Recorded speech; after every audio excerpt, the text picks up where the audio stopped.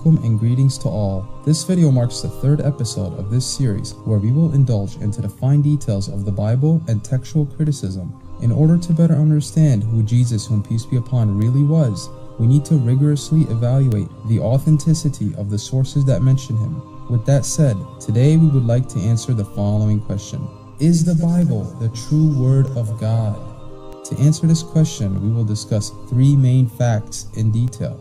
Number 1, the Bible contains forged verses. Number 2, there are thousands of textual variants in the Bible. Number 3, the Bible is knowingly anonymous. Let's discuss each of these fine facts in detail. Number 1, the Bible contains forged verses. The Bible contains verses that were not found in the earliest manuscripts. Don't believe me? Read the footnotes on some of the verses in the Bible for yourself. In fact, let's look at some of these verses together. In the New International Version Bible, the NIV Bible, we find several references in the footnotes of verses that were deemed as fabrications. For example, in 1 John 5:7, it states in the footnotes of the verse, I quote, "Not found in any Greek manuscript before the 14th century." We also find in the footnotes of John 7:53 to 8:11 stating, and I quote, "The earliest manuscripts and many other ancient witnesses do not have John 7:53 to 8:11. Even in the Gospel of Mark, which is the earliest of the Gospels, we find the same issue present.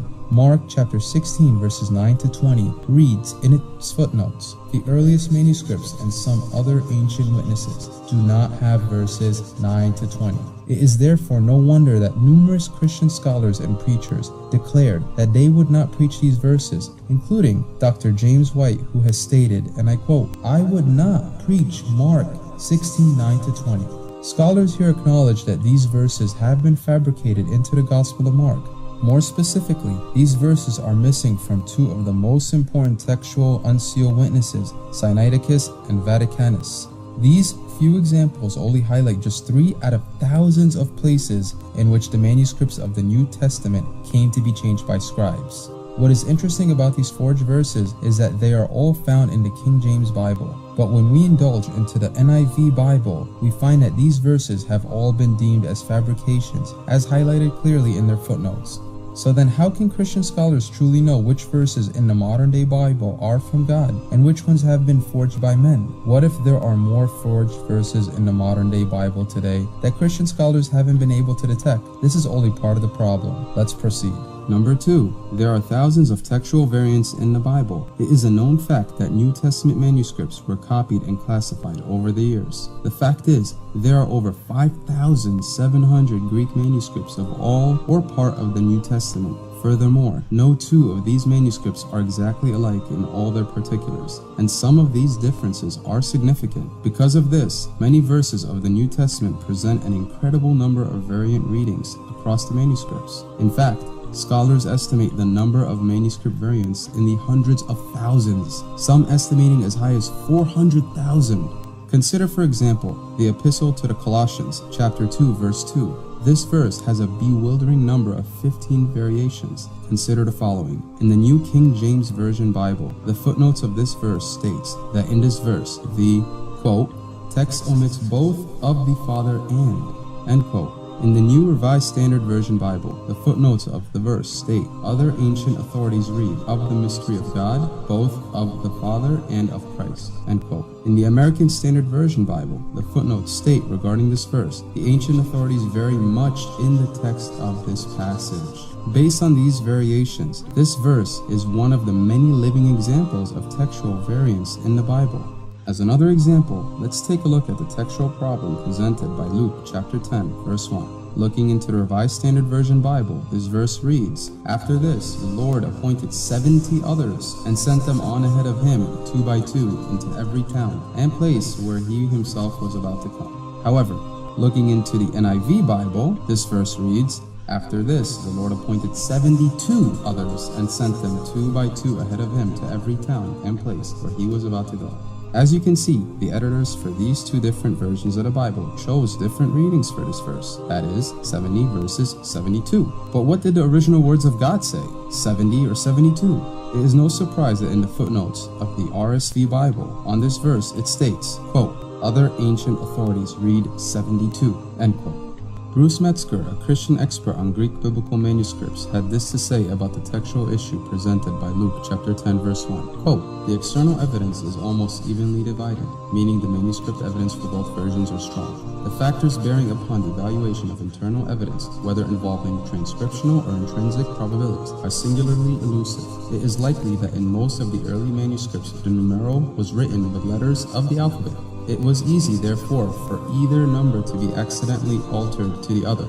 Those who transmitted the account prior to its inclusion in Luke 10 may have wished to convey a symbolic meaning in the number of the disciples, and it is easy to find parallels in Jewish antiquity for either 70 or 72. It is, however, exceedingly difficult to ascertain what symbolism is intended in Luke's account. So evenly balanced are these two possibilities, i.e. both readings, 70 and 72, that it is hazardous to dogmatize as to which is more probable. As you can see, according to Christian experts, the criteria that has been developed by the textual scholars depend largely upon probabilities. Often the textual critics must weigh one set of probabilities against another. Therefore, given the examples demonstrated, we can affirm Bruce Metzger's statement when he said that, quote, "All known witnesses of the New Testament are to a greater or lesser extent mixed texts, and even several of the earliest manuscripts are not free from egregious errors," end quote. So besides having to answer the question of whether the Bible is the Word of God, we have the difficult task of identifying which version of the Bible may be the Word of God.